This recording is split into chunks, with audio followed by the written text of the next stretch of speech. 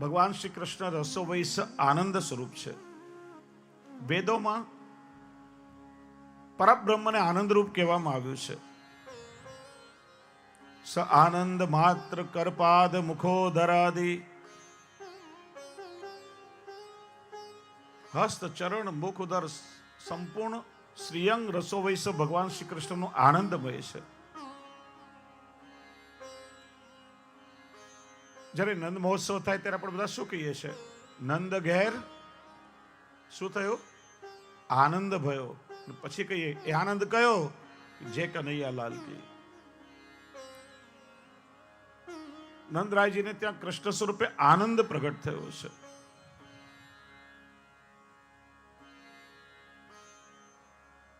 અને એટલે નંદ બાવા મહામના બન્યા. એ પોતાના અંદર રહેલો આનંદ બધાને વાટ્યો છે. અને આનંદનો સ્વભાવ છે ક્યારે છુપો ના રહે. આનંદ હંમેશા પ્રગટ થયા વગર ના રહે. કોઈ દુઃખના સમાચાર હોય ને, માણસ કદાચ છુપાવી શકે. એસએસસીમાં બાબુ નપાસ થયો હોય તો ચૂપચાપ નીચું મોઢું કરીને આપણે જતા રહીએ. પણ ફર્સ્ટ ક્લાસ ફર્સ્ટ પાસ થયો હોય તો મીઠાઈનો ડબ્બો લઈને નીકળે. જે મળે લે પેંડો ખા, મારો દીકરો ફર્સ્ટ ક્લાસ ફર્સ્ટ પાસ થયો. આનંદનો સ્વભાવ જ પ્રગટ થવાનો છે. અને એટલા માટે નંદ મહોત્સવમાં પ્રસાદની કણિકા વંટાતી નથી પણ લૂંટાવાય છે. કેમ કે કેવલ નંદાલયમાં નહીં, એક એક વ્રજવાસીના ઘરમાં અને હૃદયમાં કૃષ્ણ સ્વરૂપે આનંદનું પ્રાગટ્ય થયું છે. અને એટલે દરેક વ્રજભક્તો પોતાના હૃદયનો આનંદ લૂંટાવી રહ્યા છે. જો વાંટવામાં મને લૂંટાવામાં ફરક હોય. હવેલીમાં વંટાતો એ પ્રસાદ, કણકા બધાને વંટાય. કોઈક નજીકનું બહુ હાલું ને સગું આવે ને મુઠ્ઠી ભરીને આપે છે. કોઈની સાથે વાંકું પડ્યું હોય ને તો આમ ચપટી ભરીને આપે. એ આપનારના હાથમાં છે કોને કેટલું આપવું. પણ લૂંટાતો હોય ને ત્યારે લૂંટનારના હાથમાં છે કે એટલે કેટલું લૂંટી શકે. એટલે હું હંમેશા કહેતો, પુષ્ટિ માર્ગમાં 3 વસ્તુ એવી છે. નંદ મહોત્સવની પ્રસાદની કણિકા, અન્નકૂટની સકડીની કણિકા અને ડોલનો ગુલાલ જેને નથી મળ્યો ને એને માનો કઈ નથી મળ્યું. આ બધું જ આનંદમય છે.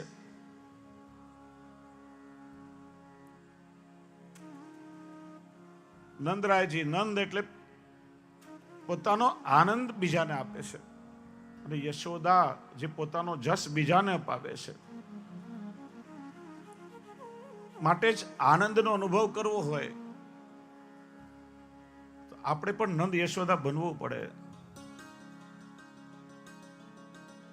ઘણી વાર આપણે લોકો કહેતા હોય અજ્ઞાનતા, આપણા હિન્દુ ધર્મમાં આટલા બધા ભગવાન.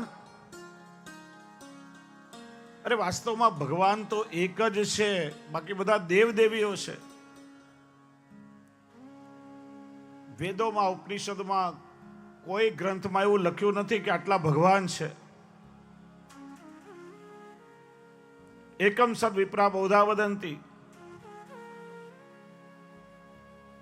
બ્રહ્મ તો એક જ છે, જે પરબ્રહ્મ કૃષ્ણ. પરબ્રહ્મ તો કૃષ્ણોયમ સચ્ચિદાનંદ રૂપકમ. વેદની શ્રુતિઓ પણ કહે છે. ગીતામાં ભગવાન શ્રી કૃષ્ણએ પોતે આજ્ઞા કરી, હું જ પરમાત્મા છું. વેદ જેને બ્રહ્મ કહે છે, ગીતા જેને પરમાત્મા કહે છે, ભાગવત જેને ભગવાન કહે છે. એ તે ચાંસ કલા પુંસ કૃષ્ણસ્તુ ભગવાન સ્વયં. આગળ આપણે જોયું ભગવાનની વ્યાખ્યા. ઐશ્વર્ય, વીર્ય, યશ, શ્રી, જ્ઞાન, વૈરાગ્ય 6 ધર્મોનો સમૂહ એટલે ભગ. અને ભગને ધારણ કરતે ભગવાન. 6 ધર્મો ધારણ કરવા વાળા કેવલ કૃષ્ણ છે. બાકી બધા દેવ દેવીઓ છે. વાસ્તવમાં બધા ભગવાન ના કહેવાય. કૃષ્ણ એ ભગવાન, બાકી બધા એમના અંશરૂપ વિભૂતિઓ છે. અંશાવતાર, કલાવતાર, આવેશાવતાર. ભાગવતજીમાં જે 24 અવતારનું વર્ણન છે એ કોનું? મહાપ્રભુજી પુરુષોત્તમ સહસ્ત્ર નામમાં આજ્ઞા કરે છે, અનંતા એવ કૃષ્ણસ્ય લીલા નામ પ્રવર્તિકા ઉક્તા ભાગવતે ગૂઢા પ્રગટા આપી કુત્રચિત. કૃષ્ણએ જુદા જુદા સ્વરૂપ અને નામ ધારણ કરીને પોતાના જે અવતારો પ્રગટ કર્યા એ ગૂઢ રૂપે ભાગવતમાં વર્ણવવામાં આવ્યા છે. આ જેટલા પણ અવતાર છે એ બધા કૃષ્ણના અવતાર છે. કૃષ્ણ પોતે અવતારી છે, પરબ્રહ્મ છે. એ બીજા બધા દેવ દેવીઓ છે. 33 કોટી એટલે 33 પ્રકારના એ દેવ દેવીઓ આપણા સનાતન ધર્મમાં બતાવ્યા છે. ઘણા લોકો કહેતા હોય અજ્ઞાનતાવશ મરીને બધા એક જ જગ્યાએ તો જવાનું છે. વાસ્તવમાં બધા એક જગ્યાએ નથી જવાનું. શાસ્ત્ર કહે છે કે જુદા જુદા દેવોની ઉપાસનાથી જીવને જુદા જુદા સ્થાન અને જુદી જુદી સિદ્ધિઓ પ્રાપ્ત થાય છે. શિવજીની ઉપાસના કરો તો કૈલાસ ધામની પ્રાપ્તિ થાય. અક્ષર બ્રહ્મની ઉપાસનાથી અક્ષરધામની પ્રાપ્તિ થાય. પરબ્રહ્મ શ્રી કૃષ્ણની કૃપાથી ગૌલોક ધામની પ્રાપ્તિ થાય. જુદા જુદા દેવોના જે જુદા જુદા સ્થાનો છે, બ્રહ્માના આશીર્વાદ મળે તો સત્યલોકની પ્રાપ્તિ થાય. કોઈએ સારા પુણ્ય કર્મો કર્યા હોય તો એને સ્વર્ગલોકની પ્રાપ્તિ થાય. દરેકનો અધિકાર જુદો જુદો છે. કઈ બધાની ઉપાસનાથી એક જ જગ્યાએ નથી જવાતું.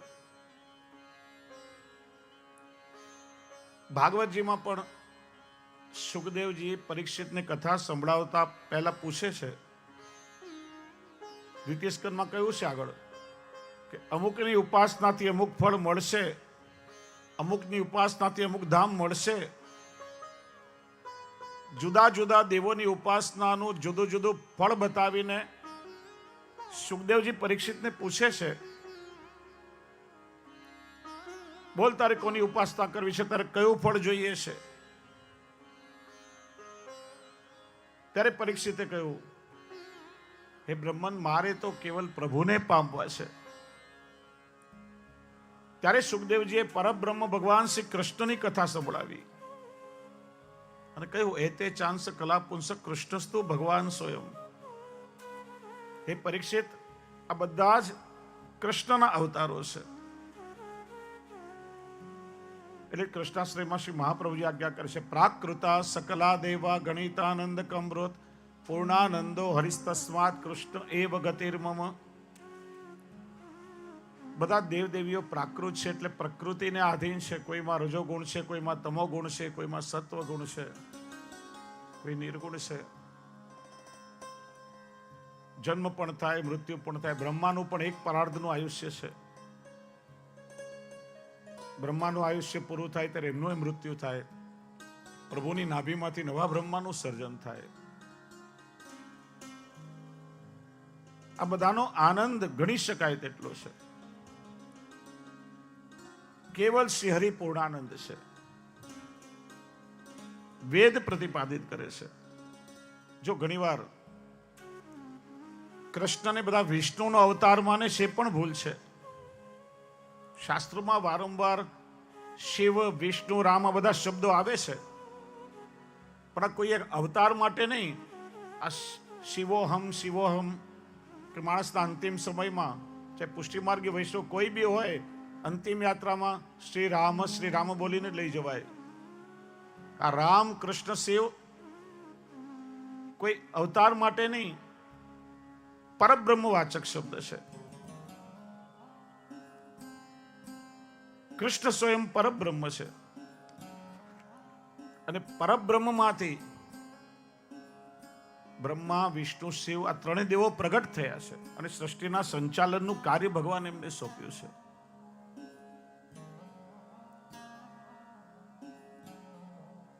એના પરથી જ અંગ્રેજીમાં શબ્દ બન્યો ગોડ. બ્રહ્મા, વિષ્ણુ, મહેશ, આમાંથી ગોડ શબ્દ બન્યો. જી એટલે જનરેટર, સર્જક જે બ્રહ્મા. ઓ એટલે ઓર્ગેનાઇઝર, જે સૃષ્ટિનું સંચાલન કરે છે, વિષ્ણુ. અને ડી એટલે ડિસ્ટ્રોયર, જે સૃષ્ટિનો લય કરે છે શિવ. ત્રણ દેવોની પરિકલ્પના કરીને અંગ્રેજીમાં ગોડ શબ્દ બન્યો છે. આ ત્રણ દેવો દ્વારા ભગવાન સૃષ્ટિનું સંપૂર્ણ સંચાલન વ્યવસ્થા કરે છે. ગીતાજીમાં પણ કૃષ્ણએ કહ્યું, યસ્માત શર્મતો હમ ક્ષરાદપી ચોત્તમ અતોસ્મી લોક વેદે ચ પ્રથિત પુરુષોત્તમ. ભગવાન કહે છે, હું ક્ષર અક્ષર બધાથી પર છું. એટલે જે ગૌલોક ધામમાં બિરાજે છે પરબ્રહ્મ કહેવાય છે. અને એ જ પરબ્રહ્મ શ્રી કૃષ્ણ આપણા ઉપાસ્ય છે.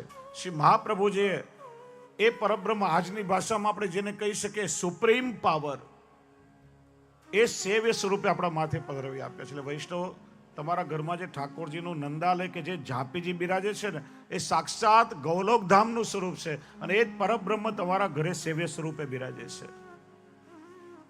જેની આપણે સૌ સેવા કરી શકીએ છીએ. એમના માટે કહેવાયું એ સંપૂર્ણ આનંદ સ્વરૂપ છે. કૃષ્ણ તાપાની ઉપનિષદમાં કૃષ્ણ નામની વ્યાખ્યા બતાવી. કૃષિર ભૂવાચક શબ્દણસ્ય નિવૃત્તિવાચક તયોરેક્ય પરબ્રહ્મ કૃષ્ણમ ઇત્યવિધીયતે. કૃષ એટલે આનંદ, એટલે સર્વસત્તાધીશ. જ્યાં જગતના અણુ અણુમાં આનંદ સ્વરૂપે બિરાજે છે ને જે સર્વ જગતનો સત્તાધીશ છે એ કૃષ્ણ છે. અને એ જ આનંદનું પ્રાગટ્ય શ્રી મહાપ્રભુજી છે. એટલે જ વલ્ભાષ્ટકમાં શ્રી ગુસાઈજી આજ્ઞા કરે છે શ્રી મહાપ્રભુજી માટે, વસ્તુત કૃષ્ણ એવ સ્વયં શ્રી કૃષ્ણ પોતે શ્રી વલ્લભ સ્વરૂપે ભૂતલ પર પ્રગટ થયા છે.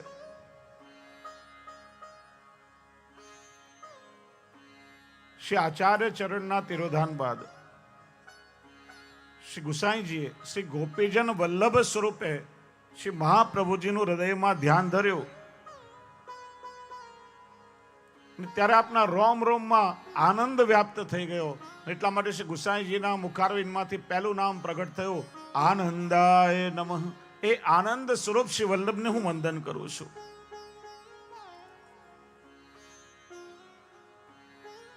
જો આનંદ શબ્દ વાસ્તવમાં સમજવો જોઈએ.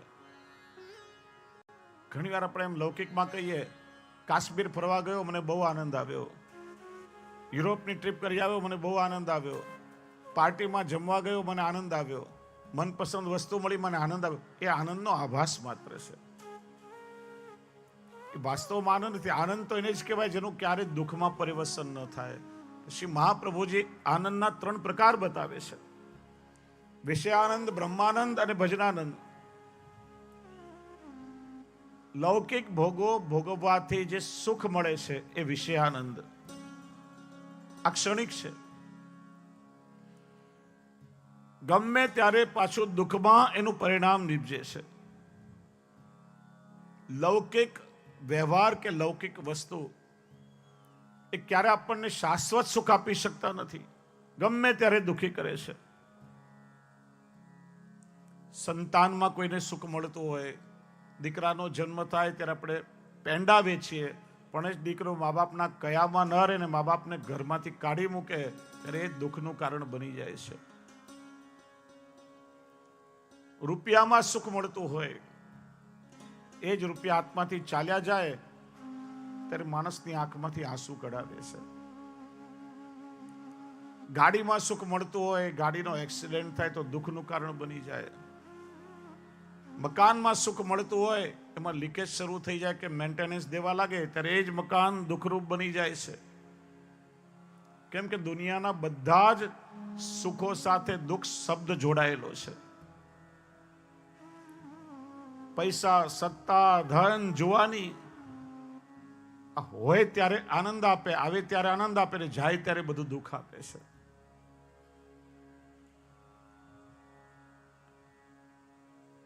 આ બધો વિષય આનંદ ક્ષણિક છે.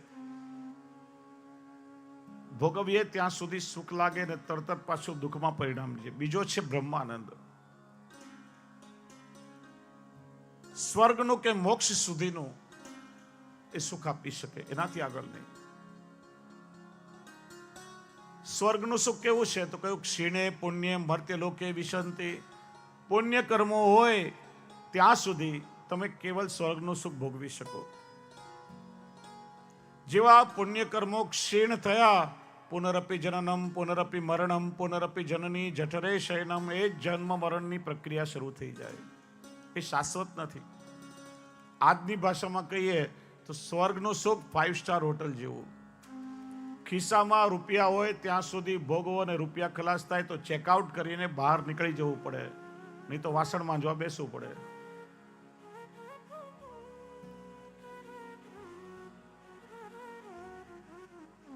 મોક્ષ પણ શાશ્વત નથી. આગળ પણ આપણે જોયું, મોક્ષનો અર્થ થાય જીવનો બ્રહ્મમાં લય થઈ જવો. બ્રહ્મમાં લય થાય એટલે સ્વરૂપાનંદનો અનુભવ એને ના થઈ શકે. પ્રભુના સ્વરૂપાનંદને જીવ માણી ન શકે. એટલે પેલી મૃતભક્ષણ લીલામાં આવે છે ને, ભગવાને પૂતનાને માની ગતિ કેમ આપી? ચાહે તો ઠાકોરજી દ્રષ્ટિ દ્વારા જ પૂતનાને મોક્ષ આપી શકે છે. સ્તનપાન કરીને માની ગતિ કેમ આપી? તો કે પેલી આકાશવાણી યોગમાયાએ કરી હતી ને, તારો કાળ ક્યારનો જન્મી ચૂક્યો છે. કોણ છે, ક્યાં છે, કંસને ખબર નથી. દેવકીજીના ગર્ભધારણના સમયથી અનુમાન લગાડ્યો કે મારો કાળ જન્મ્યો હશે તો આજ 15-20 દિવસમાં વ્રત 84 કોષમાં ક્યાંક જન્મ્યો હશે. એટલે પૂતનાને આદેશ અપાયો કે 2-3 મહિનામાં જેટલા બાળકો વ્રજમાં જન્મ્યા જઈને એના પ્રાણ લઈ લો. ગોકુળ આવતા સુધીમાં 16,000 બાળકોના પ્રાણ પૂતનાએ લીધા છે, અને પૂતનાની અંદર છે. એટલે ઠાકોરજી પૂતનાનું સ્તનપાન કર્યું, માની ગતિ આપી, એના પ્રાણ પીધા, પણ સાથે એ 16,000 બાળકોના પ્રાણ પોતાની અંદર સ્થાપિત કરી એમને સાયુજ્ય મુક્તિ આપી. એ બાળકોના પ્રાણ અંદર રહીને પ્રભુને વારંવાર વિનંતી કરે છે કે પ્રભુ, આપની ભીતર રહીને એ સુખ અમને નથી મળતું જે બહાર પ્રગટ આપની સેવા દ્વારા મળે છે. પ્રભુ, ભીતર અમને ચરણરજ નથી મળતી, અમને આપની ચરણરજ ક્યારે મળશે? એટલે એમનો મનોરથ પૂરો કરવા ઠાકોરજી પોતાની ચરણરજનો પેડો બનાવી મુખમાં મૂક્યો છે. એટલે તો પ્રભુ કહે છે, માં પૂછે છે, મોહન તે માટી ક્यों ખાઈ? ઠાડે ગ્વાલ કહેત સબ બાલક જો તેરે સમુદાય. કૃષ્ણ કહે, નાહમ બક્ષિત વાનમ બસ સર્વે મિથ્યાભિશંસિન. માં, મેં માટી નથી ખાધી, હું ક્યારે અસત્ય નથી બોલતો. શ્રી મહાપ્રભુજી આજ્ઞા કરે છે, ઠાકોરજી ખાધી નથી, ખવડાવી છે. એ પોતાની અંદર રહેલા એ જે આત્માઓ છે એમને ચરણ દ્વારા ઉદ્ધાર કર્યો છે. એટલે મોક્ષ એટલે બ્રહ્મમાં લય થઈ જવું. ગોળનો સ્વાદ લેવો હોય તો તમે જુદા રહીને લઈ શકો, પોતે જ ગોળનો રવો બની જાઓ તો ગોળનો સ્વાદ ના આવે. એમ ભગવાનથી જુદા રહી ભક્ત બની અને જીવ ભગવાનને માણી શકે. મોક્ષનો અર્થ શું થયો? આત્માથી બ્રહ્મની અનુભૂતિ કરવી. શરીર તો પંચ મહાભૂતમાં લય થઈ જાય. ત્યારે પુષ્ટિ માર્ગ એ મોક્ષ શ્રી મહાપ્રભુજી બતાવ્યો છે કે આપણા ઘરમાં ઠાકોરજીની સેવા બિરાજતી હોય અને સેવા જ્યારે ફલાત્મક થાય, આ જ નેત્રથી પ્રભુની સમગ્ર લીલાના દર્શન થાય, આ જ કાનથી તમે પ્રભુનો વેણુ નાદ શ્રવણ કરી શકો, આ જ હાથથી ઠાકોરજી સામગ્રી તમારા હાથે રોગે, સંપૂર્ણ દેહ અલૌકિક બને, જેને આપણી ભાષામાં તનુ નવત્વ કહેવાય છે. એમના અષ્ટકનું ફળ છે ને, તનુ નવત્વ મહેતા આવતા. શેઠ પુરુષોત્તમ દાસની વાર્તા જો, 80 વર્ષના પુત્ર ગોપાલદાસજીને થયો, મારા પિતા વૃદ્ધ થયા છે, ઠાકોરજીની સેવામાં પરિશ્રમ થતો હશે, હું મદદ કરવા જાઉં. સેવામાં સ્નાન કરીને આવ્યા તો 20 વર્ષના યુવાન સ્વરૂપે પિતાને જોયા. તનુ નવત્વ, આ દેહ અલૌકિક બની જવું. ઘણી વાર તમે જો વૈષ્ણવને ઘરમાં બબ્બે જણા પથારીમાંથી હાથ પકડીને ઊભા કરે, ઊભાઈ ના થઈ શકે, ચાલીએ ના શકે. ઘણા માજીઓ જ્યાં હવેલીમાં ઠાકોરજીની સન્મુખ દર્શન કરવા આવે, આમ ધક્કો મારી બધાને પાડીને દોડે. ક્યાંથી જોર આવી ગયું? આ તનુ નવત્વ, આ દેહ અલૌકિક થઈ જાય. અડધો કિલોમીટર ના ચાલી શકતા હોય એ ભગવત કૃપાથી આખી 7 કોશી પરિક્રમા ચાલીને કરે. કેટલાય લોકોએ દંડવતી પરિક્રમા કરી છે, જે કહેતા હતા કે અમારા માટે શક્ય જ નહોતું, આ દેહ અલૌકિક બની જાય. એનું નામ છે તનુ નવત્વ. એટલા માટે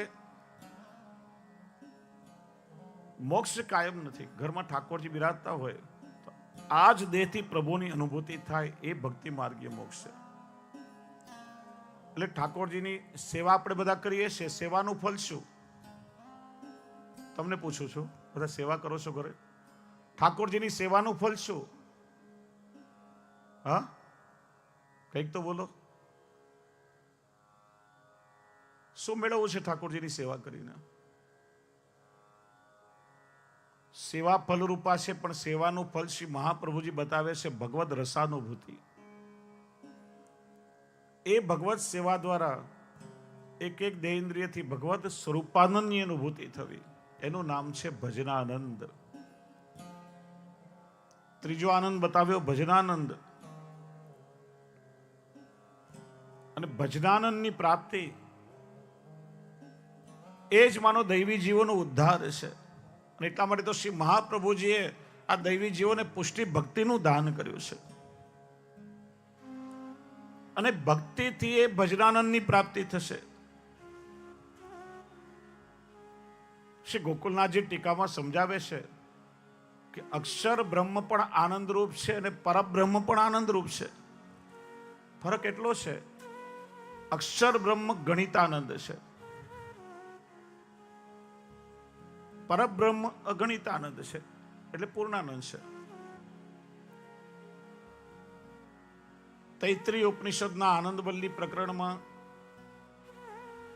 દરેક દેવો, ગંધર્વો, યક્ષો ઇત્યાદિ બધાના આનંદનો પ્રકાર બતાવ્યો છે. આનંદ મીમાંસા કહે છે, એક સંપૂર્ણ મનુષ્યના આનંદ કરતા દેવ ગંધર્વનો આનંદ વધારે છે. દેવ ગંધર્વના આનંદ કરતા સ્વર્ગના દેવનો આનંદ વધારે છે. એમ કરતા કરતા અક્ષર બ્રહ્મ સુધીનો આનંદ વેદની શ્રુતિઓ ગણી શકે, પણ જ્યારે ગૌલોક ધામમાં એ શ્રુતિઓ પહોંચી, એ પરબ્રહ્મના આનંદને ગણી ન શકી. નેતિ નેતિ કઈ પોકારવા લાગી, અર્થાત ન ઇતિ નૈતિ, એ આનંદ ગણવાનું અમારામાં સામર્થ્ય નથી. કેમ કે ગણિત ન શકાય, એટલે અગણિત આનંદ, જેને પૂર્ણાનંદ કહેવાય છે. પૂર્ણ કોને કહેવાય? કે પૂર્ણમાંથી પૂર્ણ કાઢી લો છતાં પણ શેષ પૂર્ણ બચે. ન એની માત્રા ક્યારે વધે કે ન એની માત્રા ક્યારે ઘટે. ઈશાવાસ્ય ઉપનિષદે પૂર્ણની વ્યાખ્યા આપી. પૂર્ણમદઃ પૂર્ણમિદં પૂર્ણાત પૂર્ણમુદચ્યતે પૂર્ણસ્ય પૂર્ણમાદાય પૂર્ણમેવાવશિષ્યતે. પૂર્ણમાંથી પૂર્ણ કાઢી લેતા પણ પૂર્ણ જ વધે છે. એમાં ગમે તેટલું ઉમેરો, ન ક્યારે છલકાય, અથવા ગમે એટલું કાઢો કે ન ક્યારે ઘટે. એવા મહાપ્રભુજી પૂર્ણાનંદો હરિ કૃષ્ણ છે. હરિ શબ્દ શ્રી કૃષ્ણ સાથે જોડાયેલો છે. જ્યાં જ્યાં વેદ, ઉપનિષદ, ભાગવતમાં હરિ શબ્દ આવે છે એનો અર્થ કૃષ્ણ. જે આપણા પાપ, તાપ અને સંતાપને હરી લે છે, એટલા માટે એ હરિ છે. એનો સ્વભાવ છે. ગમે તેવો અધમ જીવ અનંત દોષો કરીને એમના ચરણ પકડી લે ત્યારે એના આધિ ભૌતિક, આધ્યાત્મિક અને આધિ દૈવિક, આપણી ભાષામાં કહીએ તો આધિ, વ્યાધિ અને ઉપાધિ, અર્થાત શારીરિક, માનસિક અને આત્મિક ત્રિવિધ તાપોને હરી લે છે. એટલા માટે કૃષ્ણનું નામ શ્રી હરિ છે. અને પૂર્ણ આનંદથી જે ભરેલો હોય ને એ જ આનંદનું દાન કરી શકે. જેની પાસે જે વસ્તુ હોય આપી શકે, ન હોય ના આપી શકે. શ્રી ગુસાઈજી કહે છે જે પરબ્રહ્મનો પૂર્ણાનંદ છે એ જ પૂર્ણાનંદ શ્રી વલ્લભમાં બિરાજે છે.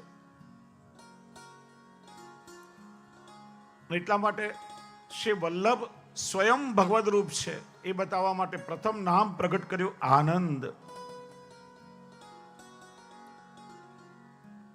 અને ભગવદીઓએ પણ એ આનંદનો અનુભવ કરીને ગાયો, આનંદ સિંધુ બાળ્યો હરિતન મેં.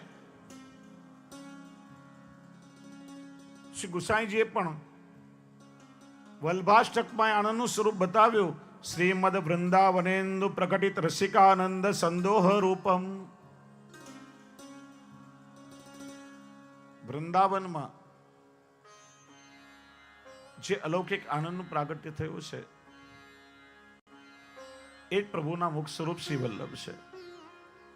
ભગવદેવે ગાયું, શ્રીમદ વૃંદાવને પ્રકટિત આનંદ સિંધુ રૂપ ધરે પ્રગટે શ્રી લક્ષ્મણ ભટ્ટ દેહ. જે આનંદ વૃંદાવનમાં પ્રગટ થયો એ જ આનંદ લક્ષ્મણ ભટ્ટજીના ઘરે શ્રી વલ્લભ સ્વરૂપે પ્રગટ થયો છે. આ ભગવદીઓનો અનુભવ છે. ગોપાલદાસજીએ પણ આખ્યાનમાં ગાયું, આનંદ રૂપ અનુપ સુંદર શોભાનો નહીં પાર. એટલે ભગવાન શ્રી કૃષ્ણના પ્રાગટ્ય સમયે સમગ્ર બ્રજમંડલમાં જે આનંદ છવાયો એનું વર્ણન સૂરદાસજીએ કર્યું. સુની આનંદે સબ લોક ગોકુલ ગણિત ગુની. એ આનંદની પરાકાષ્ઠા હતી. નંદ મહોત્સવ 3 દિવસ 3 રાત ચાલ્યો છે. સમયની પણ સુધી કોઈને નથી રહી. અને આનંદ એને જ કહેવાય. તન મનની દેહ ગેની સુધ બુધ વિસરાઈ જાય અને માં જીવ એવો રસ તરબોળ થઈ જાય કે પછી એ આનંદનો અનુભવ કરતા કરતા જીવ પોતે આનંદ સ્વરૂપ બની જાય. એટલા માટે તો નંદ મહોત્સવ સમયે કોઈ ગાન કરે છે, કોઈ નૃત્ય કરે છે, કોઈ વાજિંત્ર વગાડે છે. દેવો પુષ્પવૃષ્ટિ કરી રહ્યા છે. 3 લોકમાં આનંદ વ્યાપ્યો. 18 શ્લોકમાં સુખદેવજીએ નંદ મહોત્સવનું વર્ણન કર્યું. માનો 18,000 શ્લોકનો આનંદ એમાં ભરી દીધો છે. આગળ પણ આપણે જોયું કે જ્યારે શ્રી મહાપ્રભુજીનું ચંપારણ્યમાં પ્રાગટ થયું ત્યારે આજે પણ એ વાવડી છે જેને ગંગા પૂજીની વાવ કહેવાય છે. એમાંથી સમગ્ર નંદાલયનો લીલા પરિકર પ્રગટ થયો અને નંદ મહોત્સવ મનાવ્યો છે. એટલે તો ભગવદીઓ ગાયું, શ્રી મહાપ્રભુજીનું પ્રાગટ્ય થયું તો શું ગાયું? ભૂતલ આજ મહા આનંદ પ્રગટ ભય શ્રી લક્ષ્મણ ગ્રહ રસનિધિ પૂર્ણ આનંદ. એ જ આનંદ શ્રી વલ્લભ સ્વરૂપે ભૂતલ પર પ્રગટ થયો છે. બધા આનંદિત બની ગયા. અને એટલા માટે આજ આનંદનો અનુભવ કરતા શ્રી ગુસાઈજીએ નામ પ્રગટ કર્યું, આનંદાય નમઃ. કારણ કે એ વિપ્રયોગ અવસ્થામાં સ્વયં શ્રી વલ્લભ શ્રી ગુસાઈજીના હૃદયમાં પ્રગટ થયા છે. અંતઃકરણના ચક્ષુઓથી દર્શન આપી રહ્યા છે. તનની આંખ ખુલે તો સંસાર દેખાય, પણ અંતરની આંખ ખુલે ત્યારે પ્રત્યક્ષ પ્રભુનો અનુભવ થાય. જો આંખ હોય ને દેખાય નહીં ને આપણે અંધ કહીએ. સૂરદાસજીને તો જન્મથી નેત્રના ચિહ્ન જ નહીં હતા એટલે સૂર કહેવાયા. છતાં જે દિવસે જેવું સ્વરૂપ એવા સ્વરૂપ અને લીલાનું વર્ણન સૂરદાસજી કરે. કેમ કે અંતરનો અનુભવ છે. એ અનુભવ શ્રી ગુસાઈજીને થઈ રહ્યો છે. માટે નામ પ્રગટ થયું આનંદાય નમઃ. અને એટલા માત્રથી શ્રી ગુસાઈજીને સંતોષ ન થયો. શ્રી ગુસાઈજીએ વિચાર્યું કે શ્રી વલ્લભ કેવલ આનંદ સ્વરૂપ નથી, એ તો પરમાનંદ સ્વરૂપ પણ છે. અને એ લીલાનો અનુભવ થતા બીજું નામ શ્રી ગુસાઈજીના મુખારવિંદમાંથી પ્રગટ થયું. સાથે મળીને બધા બોલી શ્રી પરમાનંદાય નમઃ. શ્રી પરમાનંદાય નમઃ. પરમાનંદાય નમઃ. પરમાનંદાય નમઃ. પરમાનંદાય નમઃ. પરમાનંદાય નમઃ. જો આ જપનો પ્રકાર છે, મેં પહેલા પણ કહ્યું, સર્વોત્તમજી પાઠાત્મક પણ છે અને જપાત્મક પણ છે. શ્રી મહાપ્રભુજીના શ્રી વલ્લભના 108 નામ છે. નામ કયા છે? આનંદ અને પરમાનંદ. જ્યારે જપ કરતા હોઈએ ત્યારે આ પ્રકારે બોલાય આનંદાય નમઃ, પરમાનંદાય નમઃ, ત્યારે જપ કહેવાય. અને યજ્ઞના ક્રમમાં નમની જગ્યાએ સ્વાહા એવો શબ્દ લાગે ત્યારે યજ્ઞાત્મક થાય છે. શ્રી ગુસાઈજી આજ્ઞા કરે છે કે શ્રી વલ્લભ કેવલ આનંદ સ્વરૂપ નથી, એ તો પરમાનંદ સ્વરૂપ છે. અને એવા પરમાનંદ સ્વરૂપ શ્રી વલ્લભને હું વંદન કરું છું. કેમ કે શ્રી મહાપ્રભુજી રાસ લીલારૂપ ભજનાનંદથી પરિપૂર્ણ છે. એટલા માટે આ પરમાનંદ રૂપ છે. જો જેમ શ્રી મહાપ્રભુજી ભગવત સ્વરૂપ છે, એમ શ્રી મહાપ્રભુજી સ્વામિનીજી સ્વરૂપ પણ છે. ઘણા શ્રી મહાપ્રભુજીના આચાર્ય સ્વરૂપે જોયા, ઘણા વિદ્વાન સ્વરૂપે જાણ્યા, ઘણા સાક્ષાત ભગવત સ્વરૂપના દર્શન કર્યા છે. અનેક સ્વરૂપે શ્રી મહાપ્રભુજીનો અનુભવ કર્યો છે. પણ સ્વામિની સ્વરૂપનો અનુભવ તો કેવલ જે નિત્ય લીલાના જીવો છે એમને થયો છે. આનું કારણ દયારામભાઈ કહે છે, જગત જપે નૃપ નામ, જગત રહ્યો જસ ફેલી, પટરાણીનું નામ તેજ લહે, જે રહે રંગ મહેલી. કેમ કે નગરનો રાજા હોય, રાજાના યશના તો બધા જ વર્ણન કરે, રાજાના ગુણગાન બધા ગાય. ગામના એક એક લોકને ખબર હોય રાજાના ગુણ, પણ રાણીને કોણ ઓળખી શકે કે જેને રાજાએ રંગ મહેલમાં રહેવાનો અધિકાર આપ્યો હોય? એ જ રાણીને સમજી શકે. જગત જપે નૃપ નામ, આપણા પ્રભુ રાજાધિરાજ છે. અને ભગવાનનો યશ તો વેદો ઉપનિષદો બધાએ ગાયો છે. પણ પટરાણીનું નામ એ જ લે, જે રહે રંગ મહેલી. રાજાની રાણીને એ જ જોઈ શકે જેને રંગ મહેલમાં રહેવાનો અધિકાર મળ્યો હોય. જે દાસ દાસીઓ જે રાણીની નજીક રહેતી હોય, એ રાણીના સૌંદર્યને જોઈ શકે, એ રાણીના સ્વભાવને ઓળખી શકે, એને રાણીના સામર્થ્યની ખબર હોય.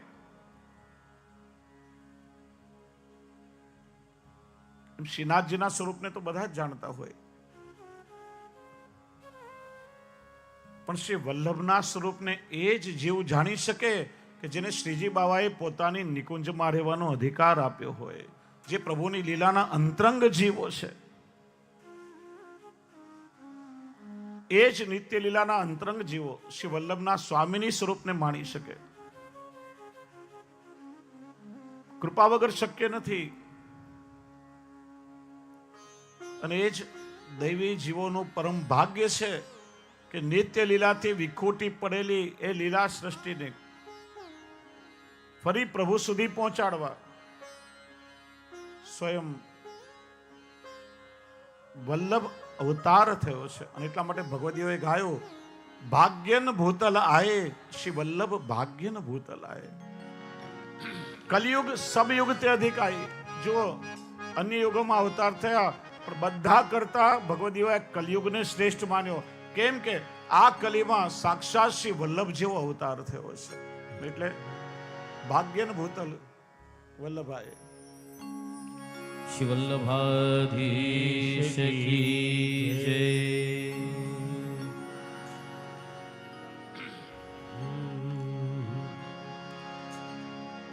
ભાગ્યન વલ્લભ ભૂતલ આયે. જો હજી આપણે પદ શરૂ કર્યો, ભાગ્યન વલ્લભ ભૂતલ આયે અને વલ્લભ રાજકુમારી જય પધરામણી. હો. ભાગ્યન વલ્લભ ભૂતલ બેસી જાઓ. ભાગ્યન વલ્લભ ભૂતલ આયે. ભાગ્યન વલ્લભ ભૂતલ આયે. કર કરુણા લક્ષ્મણ ભટ્ટ કલે શ્રી વ્રજ પ્રગટ કરાયે.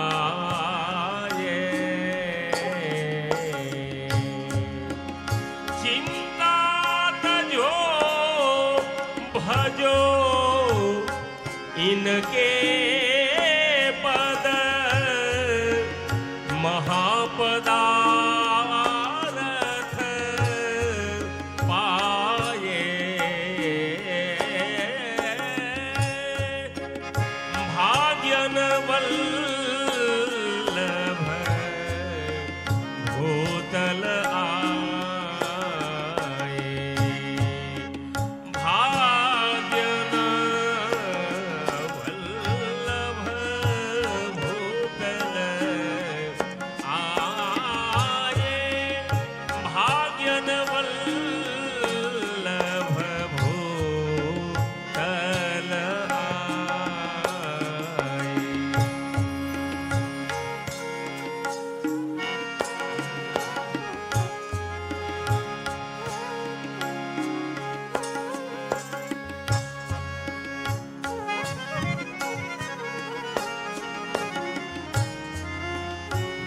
ભગવતીઓએ ગાયું ભાગ્યન ભૂતલ વલ્લભાઈ. આ દૈવી જીવોના ભાગ્યનો ઉદય થયો ત્યારે સ્વામીની સ્વરૂપ શ્રી વલ્લભ ભૂતલ પર પ્રગટ થયા છે.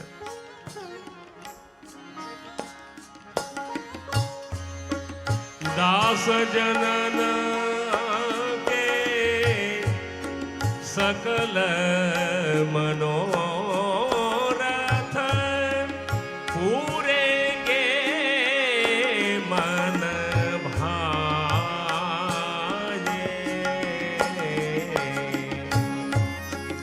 સાધન કર જીવન કે મનોરથ પૂરે ગે મન ભાયે. ભાગ્યન વલ્લભ ભૂતલ આયે.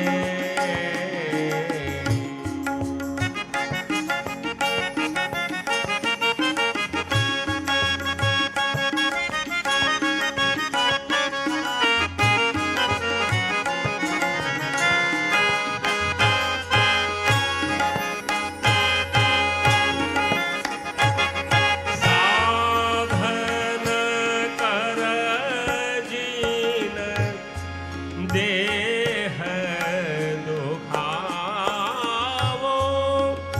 એ ફલ રૂપ